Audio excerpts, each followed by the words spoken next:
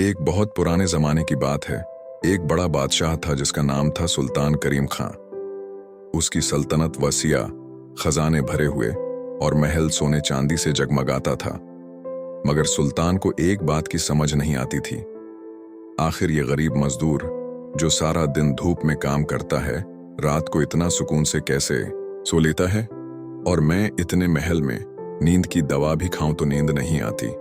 उसने वजीर से कहा, मुझे एक ऐसा गरीब मजदूर लाकर दिखाओ जो खुश भी हो और सुकून से सोता भी हो। अगले दिन वजीर एक गरीब मजदूर को महल ले आया। उसका नाम था रम्मो। वो दिन भर ईंटें उठाता, मजदूरी करता और शाम को एक रोटी खाकर खुशी से सो जाता था। सुल्तान ने रम्मो से पूछा, तुम्हारे पास न घर है, न सोना चांदी, न नौकर चाकर, फिर भी तुम खुश कैसे हो? रम्मो मुस्कुरा कर बोला, बादशाह सलामत, मेरे पास दिल का सुकून है। मैं हलाल कमाता हूँ, किसी का बुरा नहीं सोचता और शुक्र करता हूँ। यही मेरी बादशाही है। सुल्तान हैरान रह गया। उसने सोचा, चलो उसे आजमा कर देखते हैं।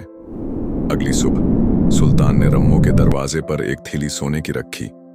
जब रम्मो ने थैली देखी तो बहुत खुश हुआ, मगर अब उसकी नींद उड़ गई।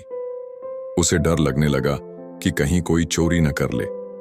अगली रात वो जागता रहा, दिन में काम भी न कर सका और रात को नींद भी न आई। चंद दिनों में वो बीमार हो गया। फिर वो थैली लेकर बादशाह के पास आया और बोला, बादशाह सलामत, आपका शुक्रिया, मगर ये सोना मेरे सुकून को खा गया।